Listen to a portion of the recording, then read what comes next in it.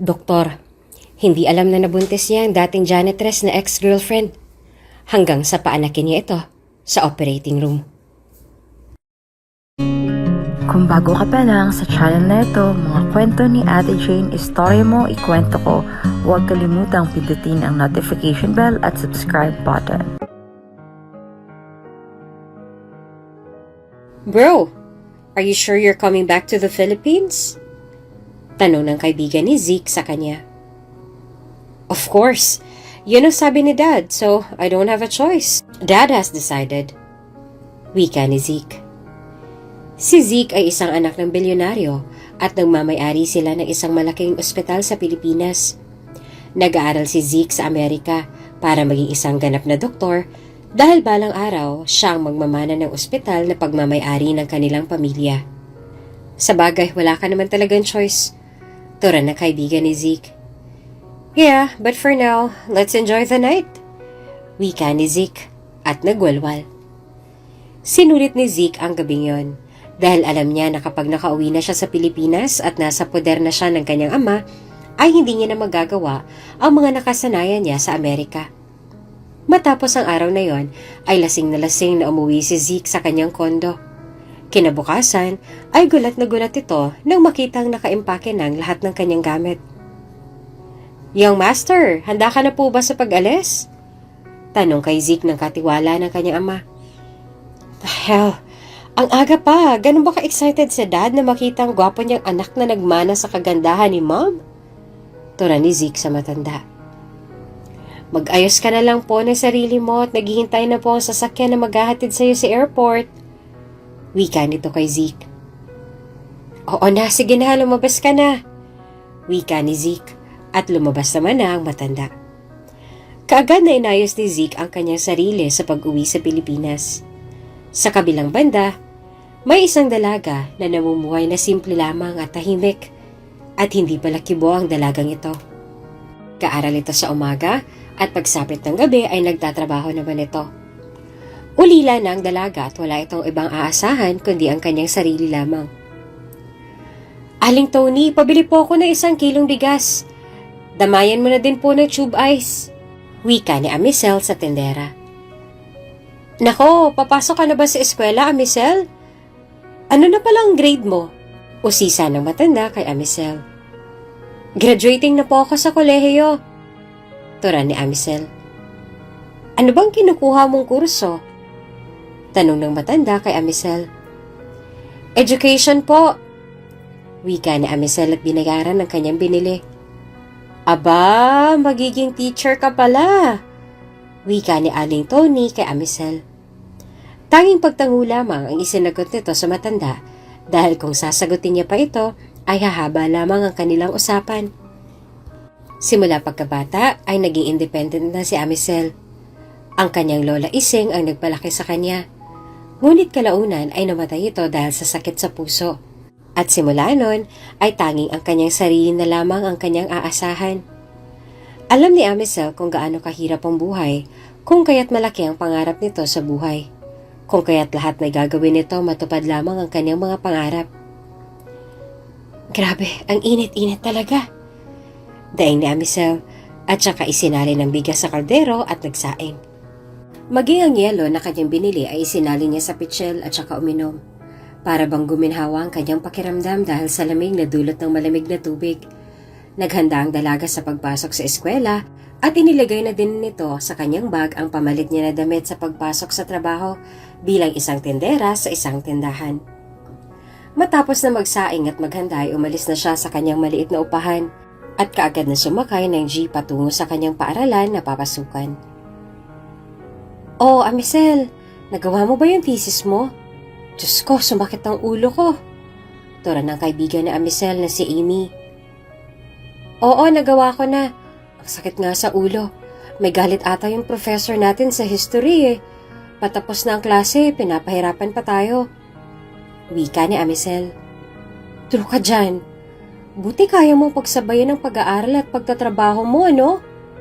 Ako kasi hindi ko kaya. Buti na lang may mga magulang ako. Tura ni Amy. Kaya naman, nakangiting wika ni Amisel. Correction, Kinakaya ka mo. Bilib nga ako sa'yo eh. Ang tataas pa ng grades mo tapos kasama ka pa sa honor students tapos nagtatrabaho ka pa. While me, palamunin na nga, hindi pa nabiyayaan ng katalinuhan. Always tuloy sermon ako kila mama at papa. Wika ni Amy at natawa naman si Amicel. Grabe ka naman sa sarili mo, palamunin talaga. Tsaka anong gagawin mo kung yun lang ang kaya mo, 'di ba? Di mo naman kailangan na pilitin ang sarili mo para lang mapasaya ang mga magulang mo. Lahat naman tayo may iba't ibang kakayahan. Malay mo balang araw, mas maganda pa lang magiging trabaho mo kaysa sa akin. Wika ni Amicel sa kaibigan. Sa bagay, tama ka. After this, hindi pa naman tapos ang karera natin sa buhay eh. Wika ni Amy at sabay na naupo ang dalawa sa kani-kanilang upuan. Sabi ni Demi may final quiz daw tayo ngayon sa mga subject natin. Nag-review ka na ba? Tanong ni Amicel sa kaibigan. OMG, nakalimutan ko. Tara bes mag-review tayo. Baka makakuha na naman ako ng itlog.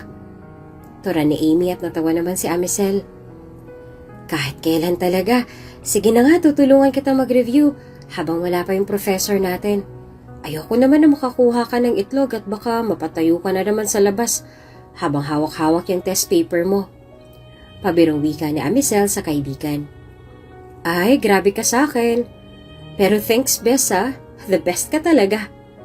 Wika ni Amy at niyakap ang kaibigan na si Amicel. Simula high school ay magkaibigan na si Amy at Amicel. Tulad nga ng kasabihan, hindi lahat ng pagkakaibigan tumatagal. Nang matapos sa kolehiyo ay nagkahiwalay ang dalawa dahil kinailangan ni Amy na sumama sa kanyang ina sa ibang bansa.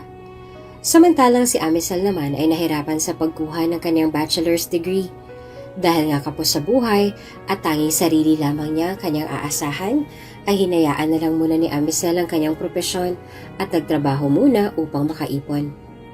Sa umpisa ay hindi naging madali ang lahat para kay Amicel dahil natanggal ito sa trabahong kanyang pinapasukan kung kaya't kinailangan ni Amicel na maghanap ng bagong trabaho upang mabuhay.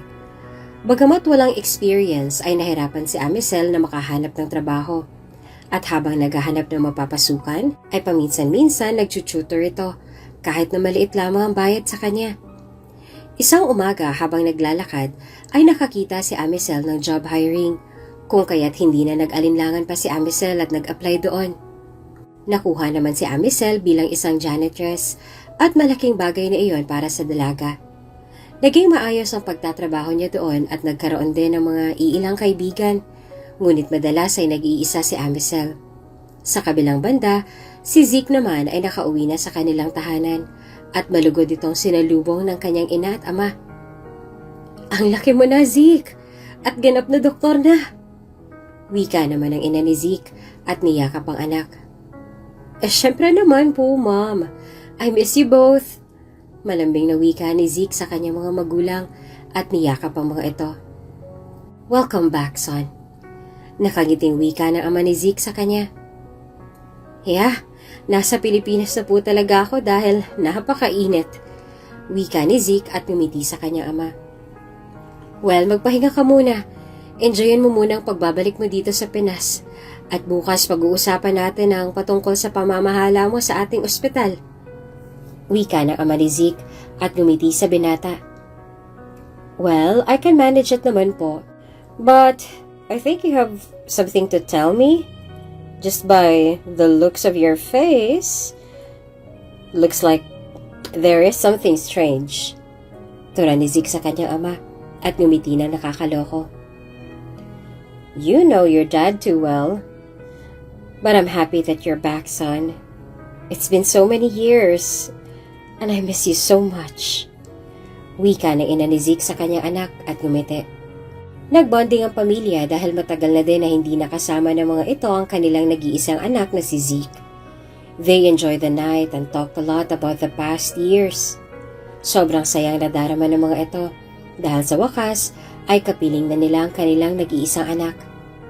Kinabukasan tanghali nang nagising si Zeke dahil iyon naman ang nakasanayan nito sa Amerika.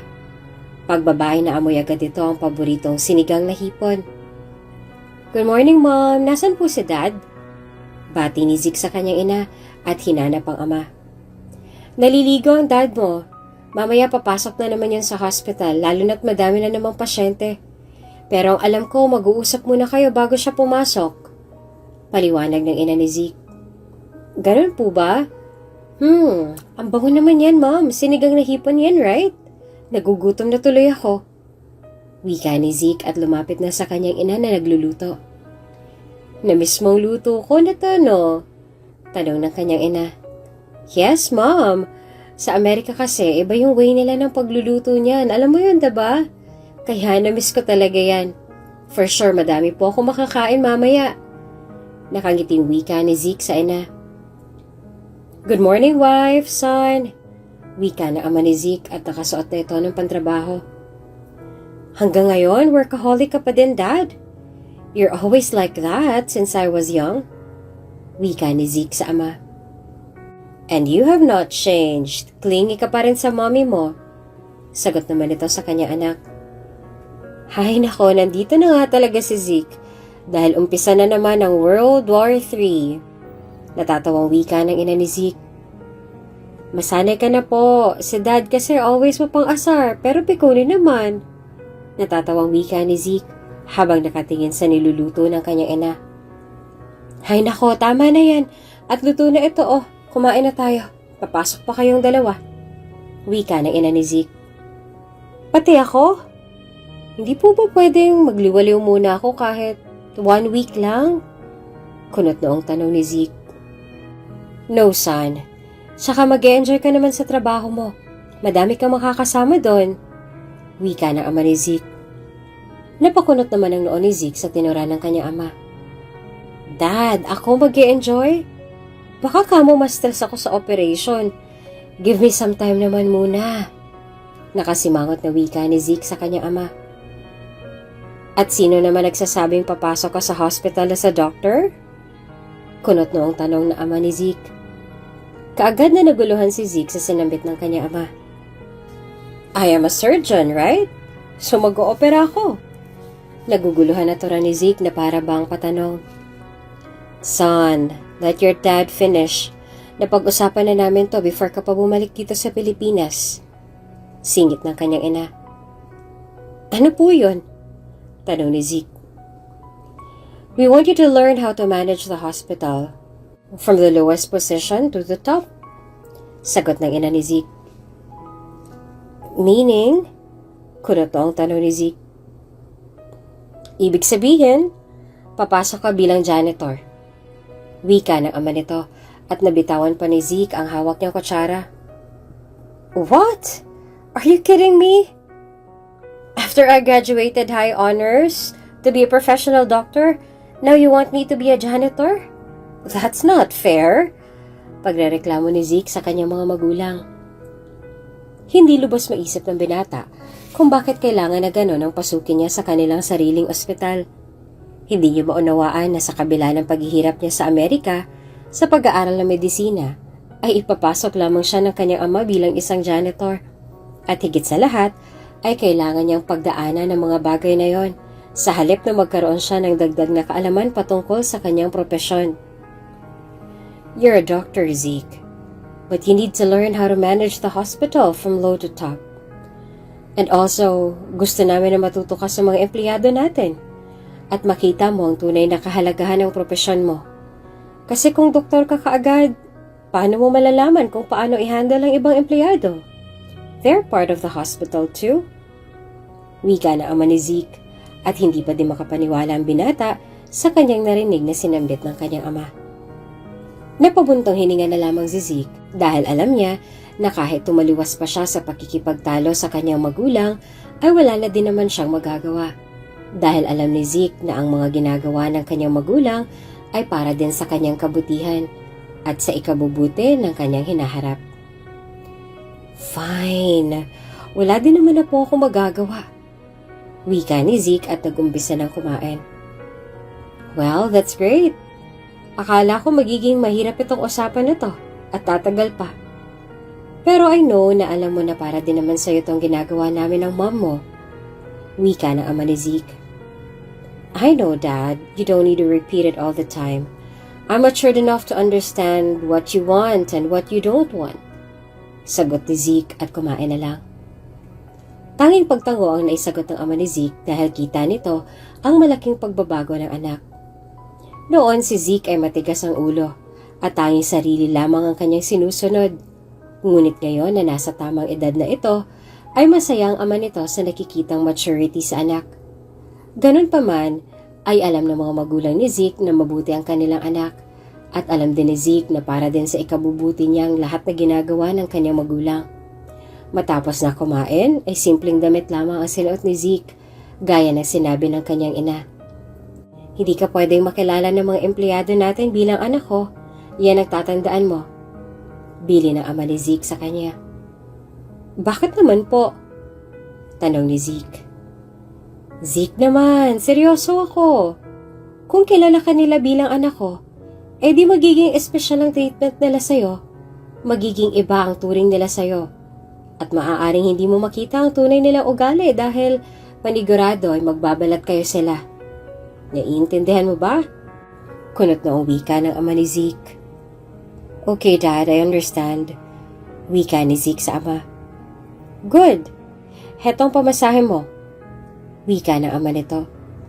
Kumunot ang noo ni Zeke dahil inabutan siya ng ama ng pera. Pamasahe? Dad naman, hindi mo ba ako isasabay? Kunot noong tanong ni Zeke. Hindi. Hetong resume mo. Ipasa mo ito doon sa admin at ako nang bahala para makapasok ka. All you need to do is to make sure na hindi ka nila mabubuko. At please take this seriously. Wika na ama nito. At binigyan ng pera ang anak at saka na unang lumabas. Napailing na lamang si Zeke at saka sinilip ang kanyang resume. Zeke Valdez? Grabe si Dad, pinagamit pa talaga sa akin ang middle name ni Grandma. Naiiling na wika ni Zeke. Aalis ka na, son? Teka, ito yung baon mo, hinanda ko. Wika ng ina ni Zeke. Hanggang ngayon po ba nagbabaon pa din si Dad sa office? Nakakunot noong tanong ni Zeke sa kanyang ina. Yes, son. Mas tipid daw.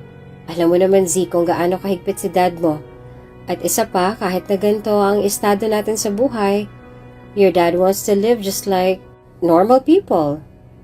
Rich, but simple. Mas maganda ang ganong buhay, yung kahit angat ka na sa buhay, marunong ka pa rin rumespeto at lumingon sa iyong pinanggalingan. Litanya ng ina ni Zeke sa kanya. I know, Mom. Dito na po ako.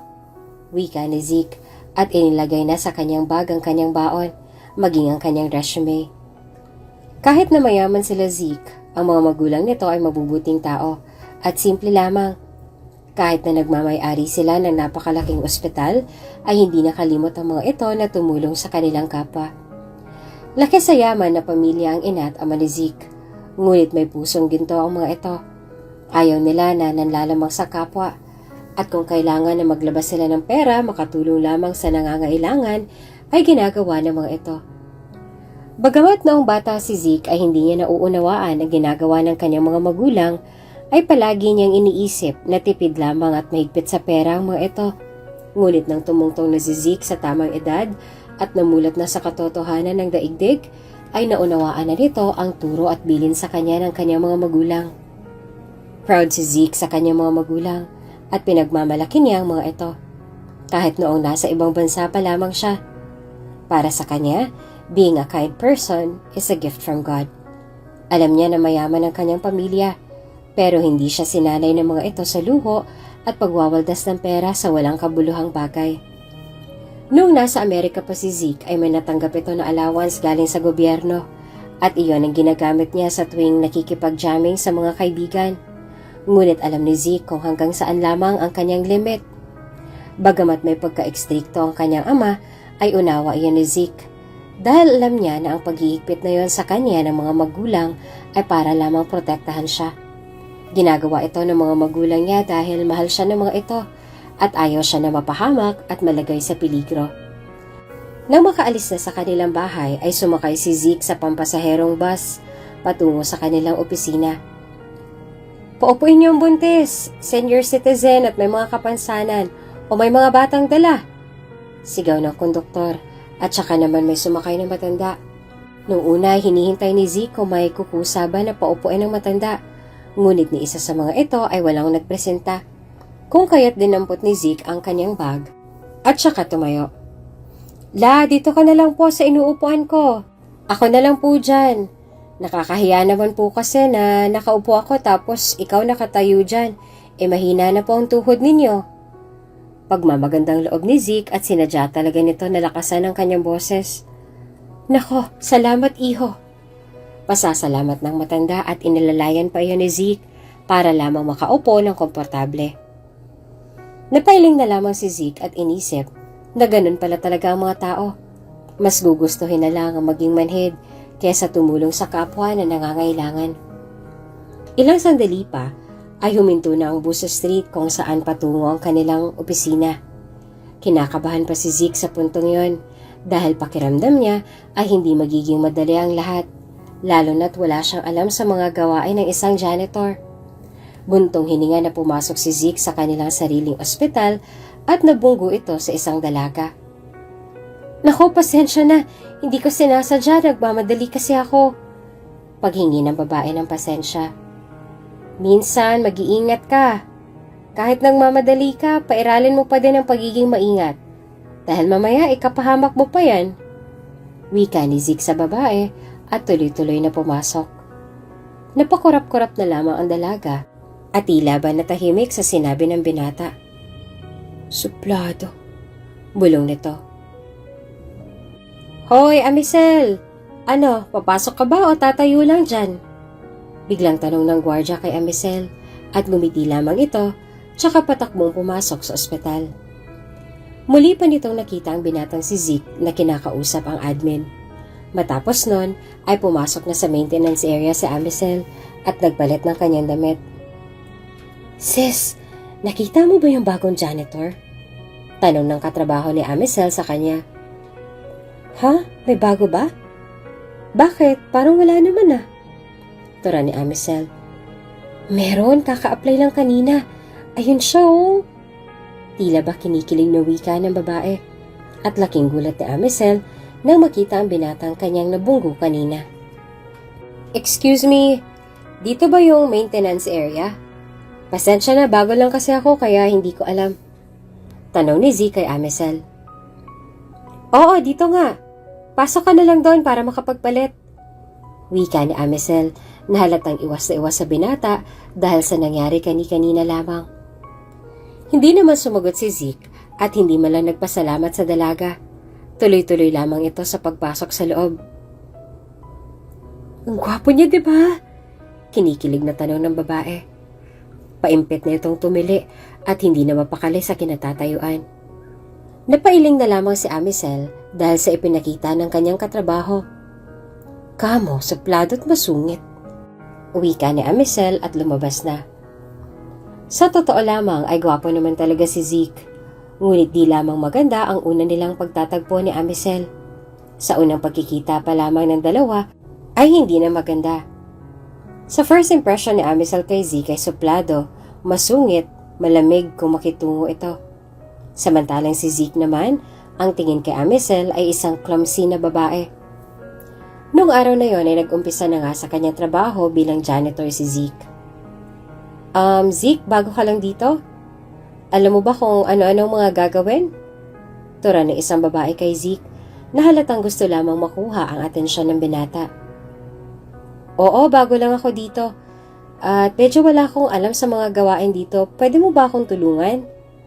Tura ni Zeke sa dalaga at kinindatan pa ito.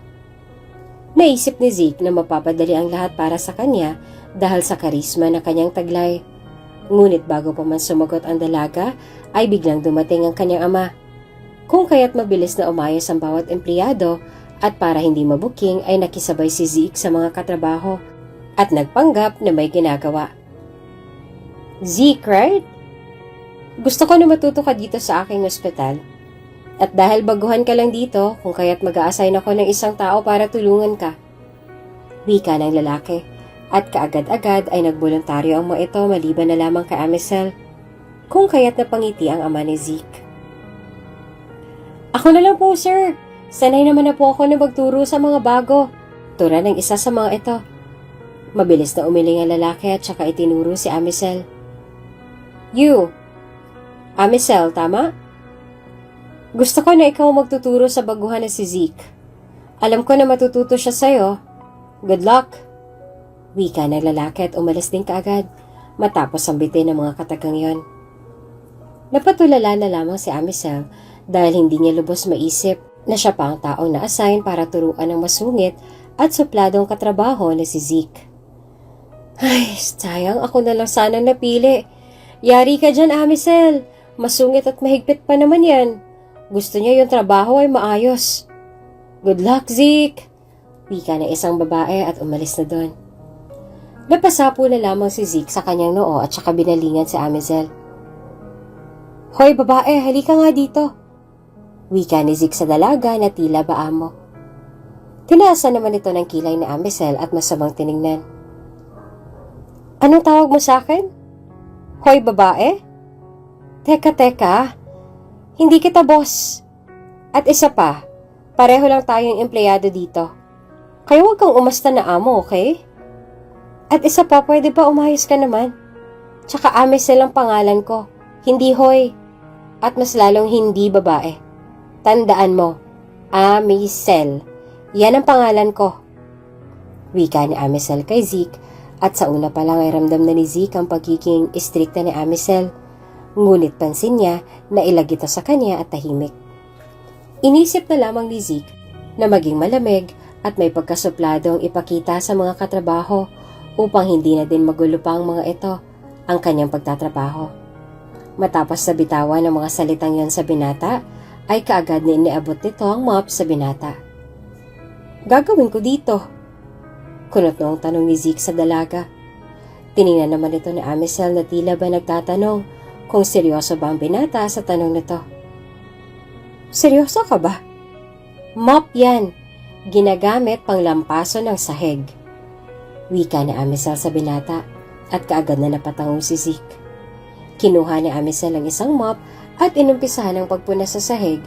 Ngunit bago niya paggawin ang bagay na yon, ay naglagay na ito ng sign upang walang dumaan at alam ng iba na basa ang sahig. Mabilis naman iyon nakuha ni Zeke kahit na hindi man lang nagsalita si Amisel o pinaliwanag man lang kung paano iyong gagawin. Tapos na! Tura ni Zeke at tinunguan lamang ito ni Amisel. Sumunod ka sa akin! Tura nito, kung kaya't mabilis na sumunod si Zeke sa dalaga at kahit na nagtataka na ito sa kilos ni Amisel, ay alam niya na ginagawa lamang nito ang trabaho. Ganyan ka ba talaga? Tanong ni Zeke kay Amisel sa malamig na boses at diretso lamang ang tingin. Huminto naman si Amisel at saka humarap kay Zeke. Anong ibig sabihin ng tanong mo? Seryosong tanong ni Amisel sa binata. Never mind. Wika ni Zeke at hindi na lamang nagsalita. Nagpatuloy si Amisel sa kanyang pagtuturo kay Zeke at hindi naman ito nahirapan dahil mabilis lamang itong natuto. Sa paglipas ng mga oras, para bang hangin lamang ang dalawa sa isa't isa dahil ilag si Amisel sa binata at si Zeke naman ay malamig ang pakikitungo kay Amisel. Matapos ang ilang oras sa pagtuturo ay natapos din ang mga ito at sakto naman sa break time ng mga ito. Hindi na nagpaalam si Zeke kay Amisel at kaagad lamang na umalis ito. Napailing lamang si Amisel sa ikinilos ng binata. Napakasuplado at ang lamig niya makipag-usap. Wika ni Amisel sa kanyang sarili at nagtungo na lamang sa kanyang bag at kinuha ang kanyang baon-baon na kanin at ulap. Ano, Amisel? Mahirap bang turuan yung bagong pogi? Tanong ng isa sa mga katrabaho ni Amisel. Hindi naman, kasi mabilis lang siyang matuto eh. Malamig lang makitungo at medyo suplado. Paliwanag ni Amisel sa mga ito. Hindi ka ba nagagapuhan sa kanya? Tanong namang ito. Napahawak naman siya sa kanyang baba. Ewan, hindi naman kasi ako tumitingin sa itsura. Tura ni Amisel sa mga ito. Grabe, ganun ba yun? Di ka ba na-attract sa kanya? Pogi naman siya. Nakangiting tura ng isa sa mga ito. Pogi? As in pure onggoy, galing India? Pamimiloso po ni Amisel sa mga katrabaho. Oo, nakakatawa, Amisel. Ewan ko sa'yo.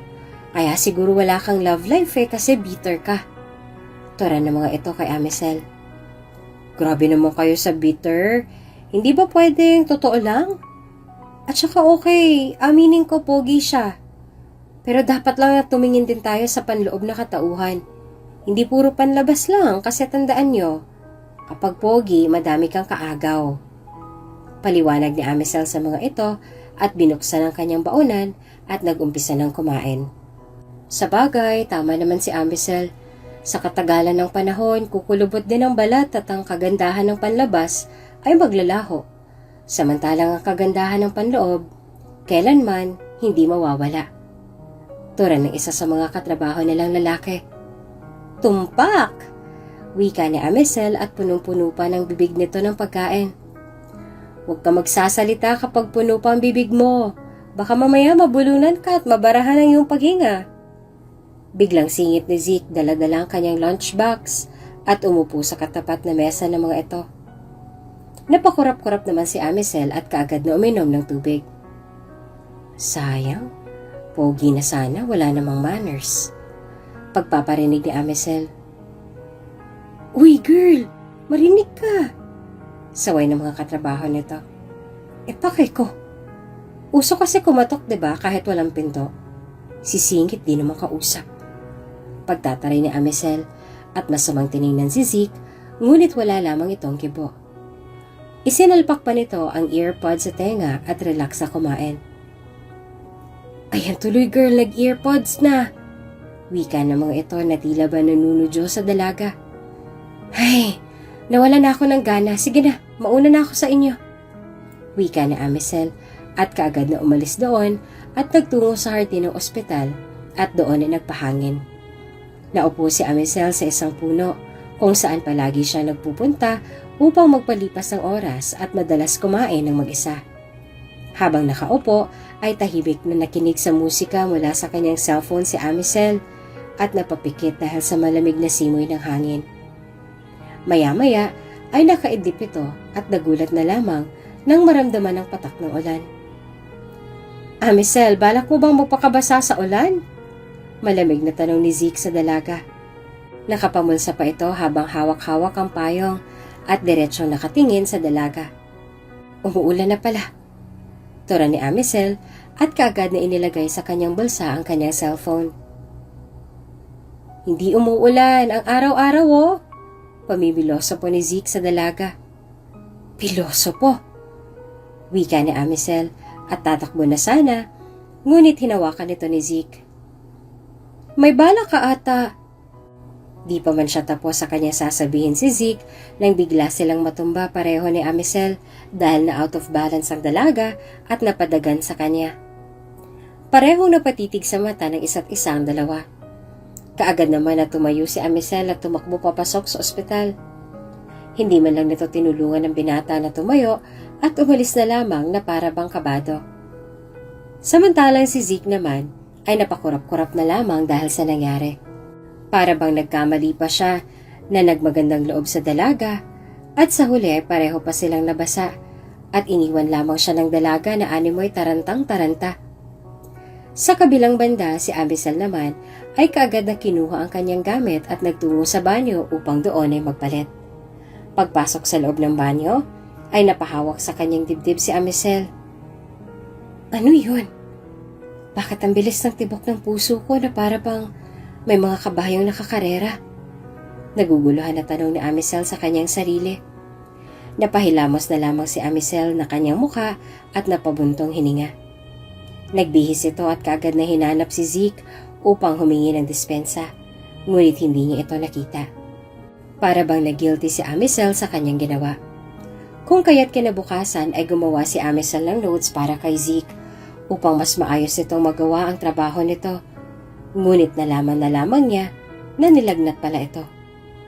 Samantalang si Zeke naman matapos ng mangyari ay kaagad ito nagpalit ng damit, ngunit kinagabihan ay nilagnat ito ng dahil sa pagkabasa sa ulan. Diyos mio naman, Zeke! Bakit ka naman sumugod sa ulan? Ayan, ngayon, tignan mo, nilalagnat ka. Tura ng ina nito. Mom, let me rest lang po. Bukas magaling na din ako. Tura ni Zeke sa kanyang ina. Hindi ka muna papasok hanggat hindi ka patuluyang magaling. Mamaya'y lumala pa yan.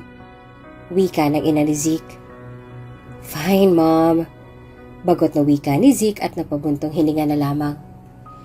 Para bang nagsisisi ito na nagmagandang loob pa kay Amisel, ngunit wala namang magawa ang bagay na yon dahil tapos na ang nangyari. Pagod na ipinikit ni Zeke ang talukap ng kanyang mga mata at sobrang bigat ng kanyang pakiramdam. Matapos na umepekto ang gamot, ay nakaramdam si Zeke ng kaginawaan kung kaya't nakatulog ito. Kinabukasan ay napakabigat ng pakiramdam ni Zeke. Zeke, umupo ka na muna at kumain para makainom ka ng gamot. Wika ng ina nito. Dahan-dahan na naupo si Zeke at pakiramdam niya ay para bang nais niya na lamang huminga. It's cold, Mom. Daing ni Zeke at sobrang lamig ang pakiramdam nito. Sige na, kumain ka na. Susubuan kita para mainitan niya sikmura mo at makainom ka na ng gamot at makapagpahinga. Wika ng babae sa kanyang anak. Paano yung work ko, Mom? Is it okay? Tanong ni Zeke sa kanyang ina. Ayos na, nagpadala na ako ng text sa admin para naman malaman nila. Pero ginamit ko ang cellphone mo at pinakita ang reseta ng dad mo. Wika ng ina nito. Tumango naman si Zeke. Sa kabilang banda, napag-alaman ni Amisel ang nangyari. Uy girl, nilagnat si Pogi Dahil sa'yo? Tura ng katrabaho ni Amisel sa kanya. Nagigilty nga ako Pero kasi naman di ako sanay na may lumalapit sa akin. Alam niyo naman yun, diba? Wika ni Amisel at nakonsensya sa nangyari kay Zeke. Sa bagay, pero grabe no, sensitive niya din kasi nagkasakit kaagad siya. Wika ng isa sa mga ito. Pagod kasi tapos nabasa. Ganun talagang aabutin. Nagigilty tuloy ako sa nangyari. Sino ba naman kasi nagsabi na hanapin ako? Wika ni Amisel at napakamot na lamang sa kanyang ulo. Kasi naman, ang lakas ng ulan. Nagpanik na ang mga tao dito nung bigla kang nawala. Kaya ayun, inisip siguro ni Zeke na siyang dahilan kung bakit ka nawawala. Kaya tumulong na siya sa paghahanap sa'yo. Sinabihan na nga namin na wag na kasi kaya naman namin pero ayun, pinilit niya. Napahamak tuloy siya. Turan ng isa sa mga ito. Dapat pinigilan niyo. Wika ni Amisel.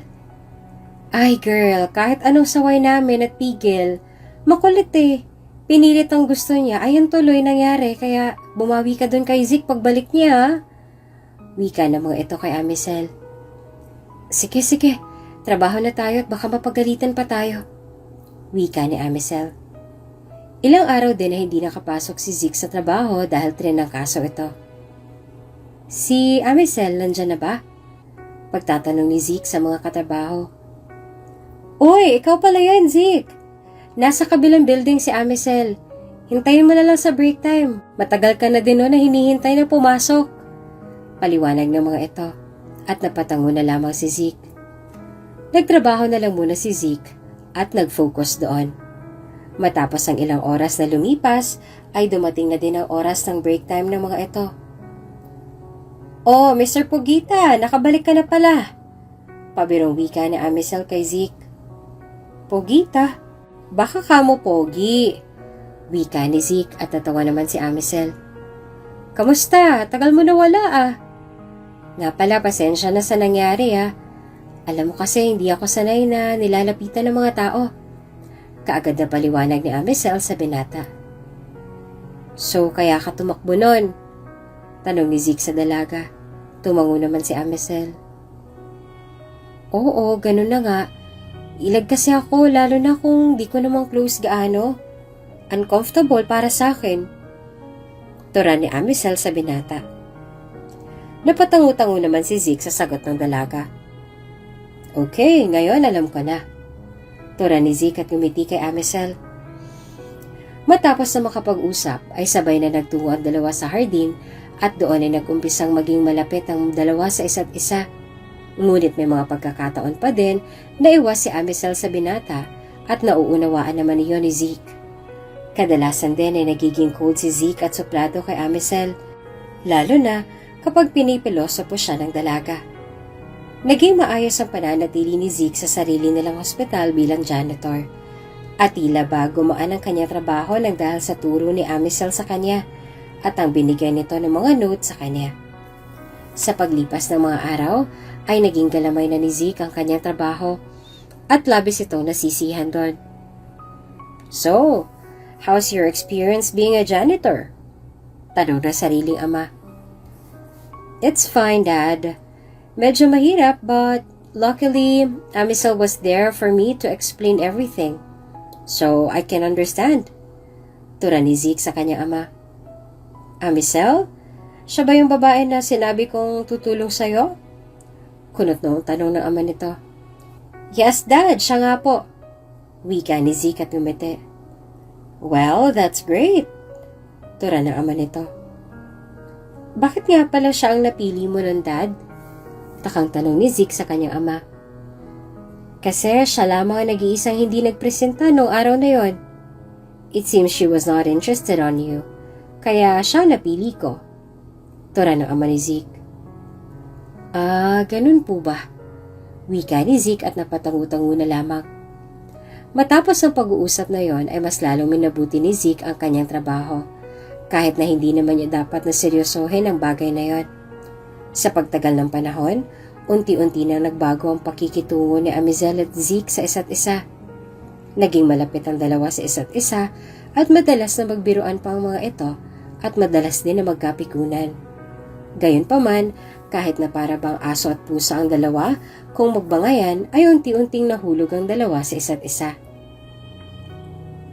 "Zeke, nagkaroon ka na ba ng nobya o girlfriend?" Tanong ng isa sa mga katrabaho nito.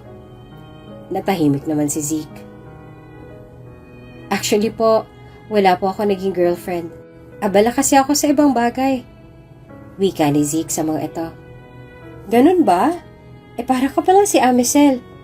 Balak niyo bang tumandang dalaga at binata?" Pabirong tura ng mga ito.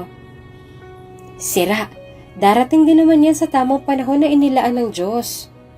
Sagot ni Amisel sa mga ito. "Tama si Amisel, darating din yan ang kusa." Pagsang-ayon naman ni Zeke sa dalaga. "Aba, for the first time nagkasundo din kayo sa isang bagay Wika ng mga ito sa dalawa. "Sus, kami na naman ang topic ninyo." Daing ni Amisel sa mga ito. "Hay nako, totoo lang naman kasi, madalas kasi kayong magtalo sa mga bagay, alam niyo yon? Konting kibot, nagtatalo kayong dalawa." Wika ng isa sa mga ito. "Hindi naman sa lahat ng oras ganon." Wika ni Zeke at napatangu-tangu naman ang mga ito. "Sa bagay, nakakapagod din kayang makipagbangayan." Wika ng mga ito. "Tama na yan, bumalik na tayo sa trabaho at baka masermonan tayo." Wika ni Amisel at kanya-kanya ng mga ito sa pagbalik sa kanilang ginagawa. Ganun lamang ang naging ikot ng buhay ng mga ito. Hindi na iniinda ni Zeke ang kanyang ama kung bakit siya inilagay sa ganoong sitwasyon dahil nakasanayan na niyang ganon at natutunan din ito kung paano magpahalaga sa mga kanyang nakikita. "Son, how's your work?" Tanong ng ama nito sa kanya. "Maayos naman po, Dad. I gotta go na po. I have a lot of work to do."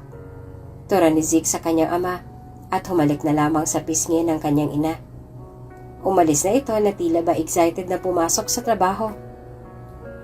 "Bakit parang may nagbago sa anak natin? Hindi naman siya ganyan dati Ano sa tingin mo, husby?" Tanong ng babae sa kanyang asawa. "Maybe Zeke is in love?" Wika ng ama ng binata at napailing na lamang. "If that's so, I want to know who's that lucky girl. Can I come with you today?" Litanya nito sa asawa. "Okay."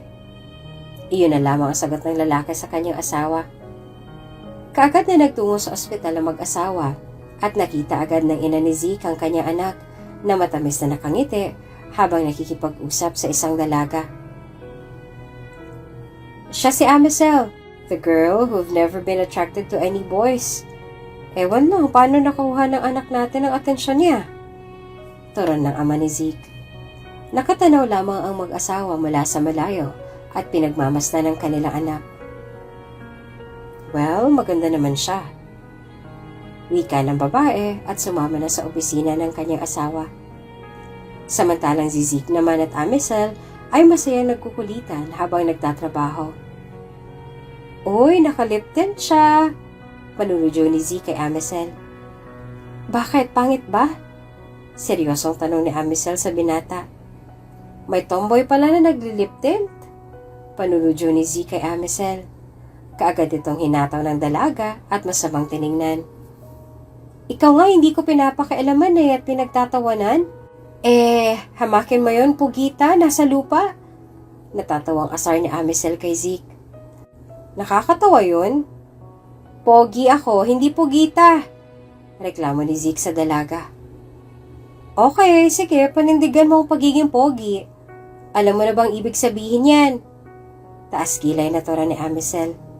Napakunot naman ang noon ng binata. Ano? Naguguluhan na tanong ni Zeke. Tange, ano pa? Di pure unggoy. Galing India, it means unggoy ka pala. Tumatawang wika ni Amisel. Haha, funny. Alam mo ikaw na tomboy ka, may sarili ka sigurong dictionary, ano? Taas kilay na wika ni Zeke at pinisil pa ang mukha ni Amisel sa sobrang lakas. Aray naman! Makapisil ka, kala mo hindi masakit kung gawin ko kaya sa'yo. Inis na tora ni Amisel. Hindi mo na ako abot, pandak na tomboy. Pang-asar ni Zeke kay Amisel. Naghabulan ng dalawa na tila ba mga bata habang tumatawa. Takbo lamang ng takbo si Zeke hanggang sa hindi na nila napansin na nakarating na pala sila sa kanilang pinupunasan at di sinasadyang nadula sila pareho at napadagan si Amisel sa ibabaw ni Zeke. At worst, ay magkadikit pa ang kanilang mga labi. Nanlaki ang mga mata ni Amisel at napakurap-kurap naman si Zeke. Kapwa na tulala ang dalawa at kaagad na tumayo si Amisel bago pa man may makakita sa kanilang dalawa. Sorry, sabay na wika ng dalawa. Ayos lang, hindi naman yan sadya. Aksidente yung nangyari. Tura ni Zeke. Oo nga, tara na magtrabaho na tayo. Baka mapagalitan tayo. Wika ni Amisel at kaagad na dinampot ang mop sa kanyang harap. Pagtalikod ni Amisel ay napangiti si Zeke at si Amisel naman ay napahawak sa kanyang labi. Kapwa may naramdaman na kakaibang sensasyon ng dalawa sa halik na iyon na hindi sinasadya. Matapos ng pangyayaring iyon ay hindi na nawaglit pa sa isip ni Zeke at Amisel ang aksidenteng halik na iyon. Ang lambot ng labi niya. Wika ni Zeke sa kanyang sarili habang nakatingin sa salamin. Nasa banyo ito ngayon at nagpapalit ng damit. Uy, inspired! Panunodyo ng katrabaho kay Zeke. Napahilamos naman si Zeke ng tubig sa kanyang muka upang magising ang kanyang diwa dahil para bang may sariling buhay ang kanyang labi at kusa itong humingiti.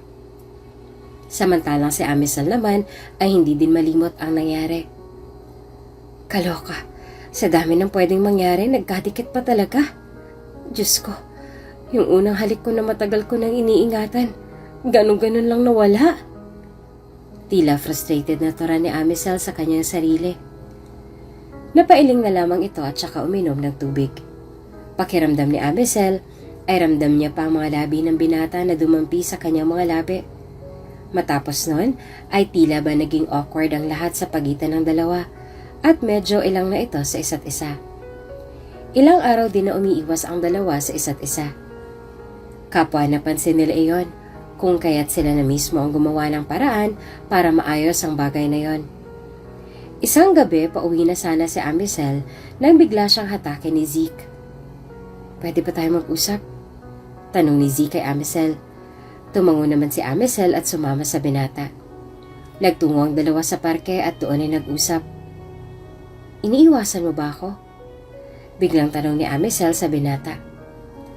Ikaw nga dapat ang tatanungin ko niyan Ikaw kasi yung unang umiwas. Wika ni Zeke at nakayuko lamang ito. Napabuntong hininga naman si Amisel at saka nagsalita. Akala ko kasi galit ka dahil dun sa nangyari. Pakiramdam ko kasi hindi ka komportable na nasa paligid mo ako. Matapos ang nangyari kaya umiwas na lang ako. Kaagad na paliwanag ni Amisel. Hindi ako galit. Sa totoo lang, Amisel, may kakaiba akong nararamdaman nung mangyari ang bagay na yon. Pakiramdam ko, ayos na hirap sabihin. Tura ni Zeke at napahilamos na lamang. Pakiramdam mo na ang bilis-bilis ng tibok ng puso mo, ganun ba? Tanong ni Amisel at diretsong tumingin sa mga mata ng binata. Natahimik naman si Zeke dahil iyon ang bagay na nais niyang sabihin. Oo, ganun na nga. Naramdaman mo rin ba? Tanong ni Zeke. Tumango naman si Amisel. Sa totoo lang, ngayon ko lang yun naramdaman.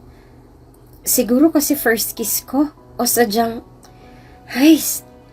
Wika ni Amisel at hindi niya masabi ang eksaktong salita. O sadyang nahulog ka na sa akin?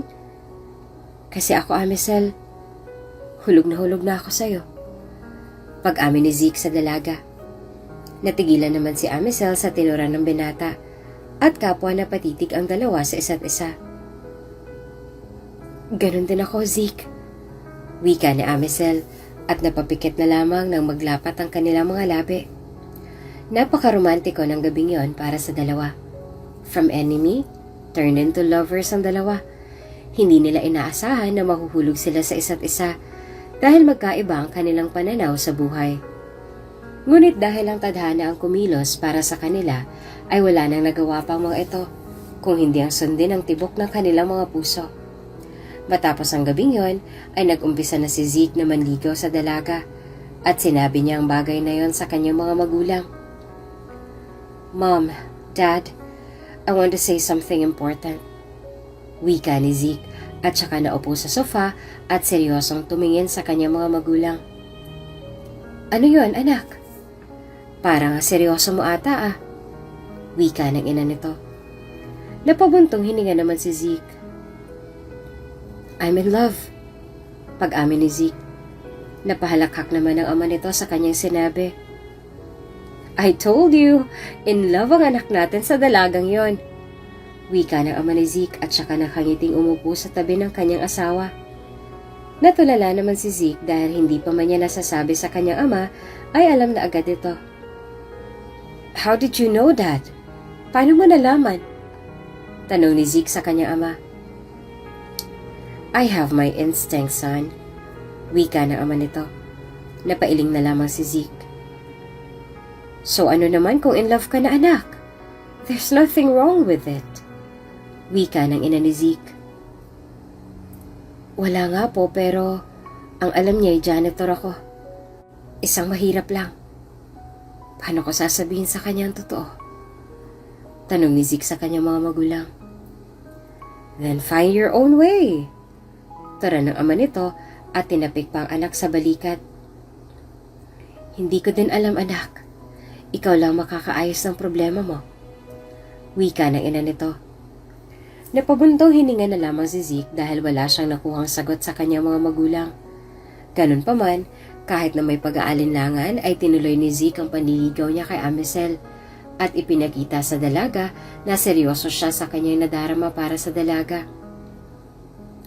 Zeke, tara sabay na tayong kumain. Aya sa kanya ni Amisel. Ngumiti naman si Zeke at saka naupo sa tabi ng dalagang kanyang nililigawan. Anong baon mo? Tanong ni Zeke sa dalaga. Pakpit lang at saka alamang. Tipid ako ngayon kasi nag-iipon ako para sa pagkuha ko ng bachelor's degree. Ilang taon na rin kasi ang nasayang. Paliwanag ni Amisel. Ah, ganun ba? Ako naman adobong baboy ang ulam ko. Luto ni Mom. Wika ni Zeke. Taray, Ma, mayaman lang yarn. Wika ni Amisel at ngumiti. Napakamot naman sa kanyang ulo si Zeke at saka nagpalusot. Nung bata kasi ako, tinuruan ako ng nanay ko ng salitang mama. Pero mom lang ang nabibigkas ko kaya yun ang nakasanayan ko na tawag sa kanya. Palusot ni Zeke sa dalaga. Ay taray, may history. Teka, ano ba yung dala-dala mo? Tanong ni Amisel sa binata. Ah, ito pala para sa'yo to. Wika ni Zeke at inabot ang Toblerone sa dalaga. Ay, ang sweet naman! Nakangiting wika ng mga katrabaho ng mga ito. Kita mo yon? Dati nagbabangayan lang yan. Ngayon nagmamahalan na. Level up to the max Dagdag pa ng isa.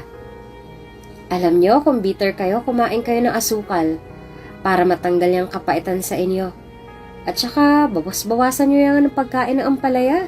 Inuugali nyo na eh. Natatawang wika ni Amisal sa mga ito. Nye, parang dati ikaw tong bitter Palibhasa, may love life ka na kaya ganyan ka na sa amin. Wika na mga ito kay Amisal. Sige na, sa susunod isang balot na ng Toblerone ang bibilhin ko. Wika ni Zeke. Ang mahal kaya nun? Wika ni Amisal. Balot lang kasi, walang laman. Pabirong wika ni Zeke at nagtawanan ng mga ito. Ano yun? Yung packaging, Toblerone. Tapos yung laman, Chowi Choco. Natatawang wika ng mga ito. Ano kayo, chicks? Siyempre, walang laman. Natatawang biro ni Zeke sa mga ito. Ang sama ng ugali nito. Ikaw, Amisal, huwag mo nga sagutin yan. Pagbibiro ng mga ito. Sorry na lang kayo, huli na kayo sa balita. Kami na kaya? Wika ni Zeke at tumawa. Ngek-ngek mo. Wika ng mga ito. Napailing na lamang si Amisal at makalipas nga ng 6 na buwan ay sinagot na ni Amisal ang binata. Naging maayos at masaya ang kanilang relasyon. Zeke, kailan mo ba ako ipapakilala sa mga magulang mo? Tanong ni Amisal sa nobyong si Zeke. Magkasama ang dalawa sa bahay ni Amisal at doon nagpalipas ng oras. Kapag nakapag-ipon ako, dadalhin kita sa kanila. Nasa malayo kasi sila eh. Wika ni Zeke. Hindi pa din ito nasasabi ang kanyang tunay na pagkatao dahil natatakot ito na baka iwasan at magalit sa kanya ang dalaga. Sige, excited na ako na makilala sila. Nga pala babe, hindi ko pala nabanggit sa'yo na wala na ako mga magulang. Ang nagpalaki lang sa akin ay ang lola ko. Pero nawala na din siya. Wika ni Amisal sa binata. Ganun ba? Kaya pala nagtataka ako dahil hindi mo man lang sila ipinapakilala o nababanggit sa akin.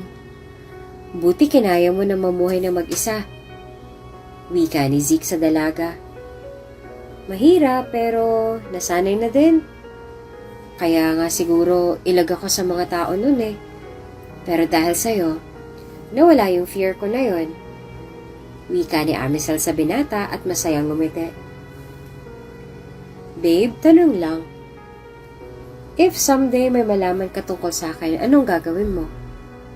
Tanong ni Zeke kay Amisal. Gusto nitong marinig ang magiging sagot ng nobya dahil pakiramdam niya habang pinatatagal niya ang paglihim ay mas pinalalala lamang niya ang sitwasyon. Depende sa malalaman ko. Bakit may asawa at anak ka na ba? O kaya naman bakla ka? Tanong ni Amisal at tatawa naman si Zeke. Hindi ganun, wala akong anak. At saka mas lalong hindi ako bakla. Gusto mo anakan pa kita eh, para lang patunayan na lalaki ako. Pabirong wika ni Zeke kay Amisal. Anakat ka dyan. Bakit may mga bakla naman na may anak ka? Ikaw talaga, pinag-overthink mo ako sa tanong mo. Wika ni Amisal at isinandal ang kanyang ulo sa balikat ng binata. Huwag ka mag-alala. Di naman kita sasaktan. Mahal na mahal kaya kita. At kapag kalooban tayo ng Diyos, makakasalang kita sa harapan ng simbahan. At ikaw ang pinakamagandang babae sa buong mundo. At gusto ko, memorable ang bagay na yon. Wika ni Zeke at hinawakan ng mga kamay ni Amisal. Nagkatitigan ang dalawa at doon ay naglapat na ang kanilang mga labi. Dahan-dahang ibinaba ni Zeke ang bestidang suot ni Amisal. Napagtanto na lamang nilang pareho na silang walang saplot. Zeke, birhen pa ako. Wika ni Amisal at pinagdikit ang kanyang mga hita. Ngumiti sa kanya si Zeke. Di mas maganda. Pag pinuto ko sa loob, by junior agad ako. Pabirong wika ni Zeke at hinalikan muli si Amisel sa labi. Zeke slowly moved his tongue into Amisel's body. It feels like a sensation for Amisel.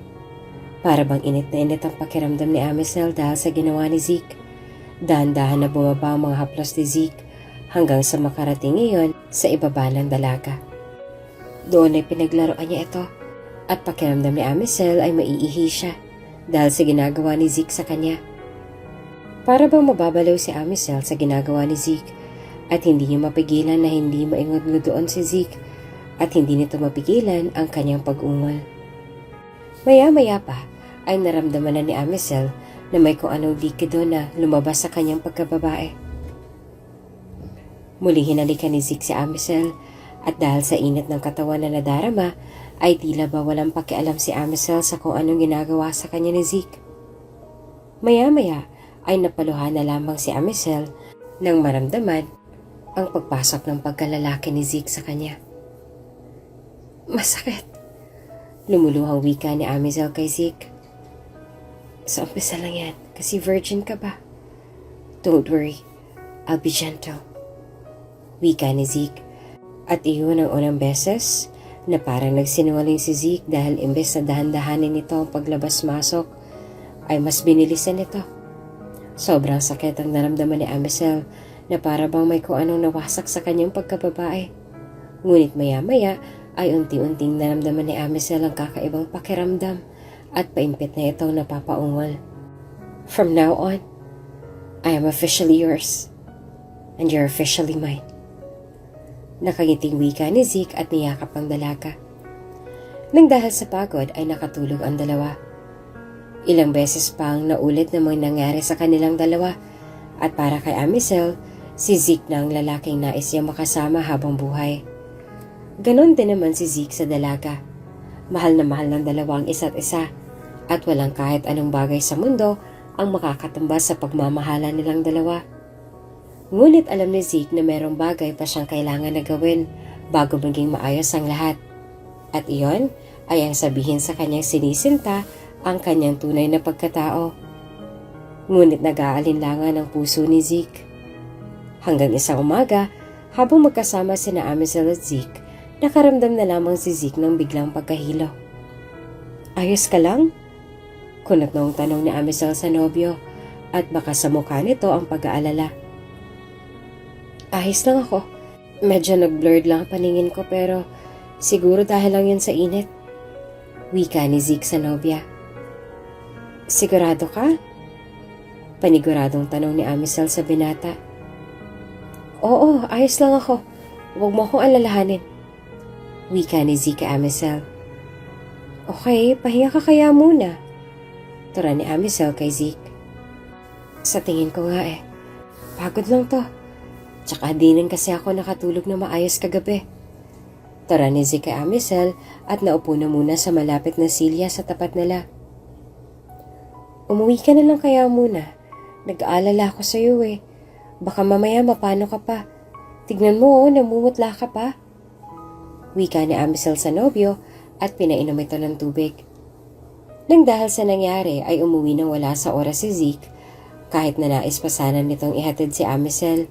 Ngunit dahil alam ni Zeke na hindi niya pa nasasabi ang totoo sa dalaga ay nagpalusot na lamang ito at tumalab naman ito sa dalaga. Laking pasasalamat ni Zeke dahil hindi na nagpumilit pa si Amisel. Matapos na makapagpaalam sa isa't isa ay kaagad na umuwi sa kanilang bahay si Zeke at kaagad itong sinalubong ng kanyang inang nag-aalala sa kanya. Anong nangyari? Bakit ang aga mo atang umuwi? Di ba may date pa nga kayo ni Amisel? Takang tanong ng ina ni Zeke. I'm not feeling well, Mom. My head's feeling strange. Masakit. Masama ang pakiramdam ko. I don't know. I'm worried actually. Tura ni Zeke at napayakap na lamang sa kanyang ina. Kumalma ka, Zeke. Sumama ka sa akin. Magpa-check up tayo. Wika ng ina ni Zeke at niyakap nito ang binata. Ngayon lamang ni Zeke naramdaman ang ganong pakiramdam sa kanyang sarili. Matapos sabihin ang kanyang nararamdaman sa kanyang ina, ay kaagad na dinala siya nito sa kanilang ospital ng patago lamang. What happened, son? Nag-aalalang tanong ng kanyang ama. I feel like there's something wrong with my head. Tura ni Zeke, kung kaya't kagad itong nag-undergo sa laboratory tests at internal check-up at iba't iba pang test upang matukoy kung ano nga bang dinaramdam ng binata. Matapos ang ilang pagsusuri, ay tila ba nanlamig na si Zeke nang makita ang resulta. Tumor ba yan, Dad? Hindi makapaniwalang tanong ni Zeke sa ama. Tinignan at inaral iyon ng kanyang ama. Maging ito ay hindi makapaniwala sa naging resulta ng isinagawang pagsusuri. Yes, son. Brain tumor. Matamlay na sagot nito at napayuko na lamang. Diyos ko, anong gagawin natin? Ayoko mawala ng anak. Naluluhang tura ng ina ni Zeke. There is a cure. But it's not 100% sure kung madadaan ba sa operasyon ng lahat. Wika ng ama ni Zeke. Dad, sa Amerika may kakilala ko magaling na doktor. Doon may mga naoperahan na siya na kagaya ko. At mas serious pa nga mga ito than mine. Wika ni Zeke. Doon na nagpa siyang pamilya na bumalik sa Amerika. Ngunit nakiusap si Zeke sa kanyang mga magulang na makasama na muna niyang kasintahan na si Amisel kahit na 1 linggo lamang dahil walang kasiguraduhan kung magagamot ba siya sa Amerika o tuluyan niya ng lilisanin ng mundo. Okay ka na ba? Kamusta ang pakiramdam mo? Ingatan mo naman kasi yung sarili mo. Tura ni Amisel kay Zeke at sinapo pa nito ang noon ng binata upang masigurado na wala itong lagnat o sinat. Babe, ayos lang ako. Masaya ako na makitang nag-aalala ka sa akin. Masaya ako dahil may girlfriend ako na tulad mo. Alam ko unexpected ang pagkakakilala natin. At gusto ko lagi mong tandaan. Mahal na mahal kita no matter what happened. Ikaw lang ang babaeng mamahalin ko. Hanggang sa huling hininga ko dito sa mundo. Wika ni Zeke sa dalaga na tila ba namamaalam na kay Amisel. Ano ba yung sinasabi mo? Para namang nagpapaalam ka. Matagal pa tayo magsasama. Tsaka papakasalan mo pa ako, 'di ba? Sa harap ng simbahan, sabi mo. Tsaka mag-iipon ka pa para maipakilala ako sa mga magulang mo, 'di ba? Tutuparin pa natin yung mga pangarap natin na magkaroon ng maayos at masayang pamilya.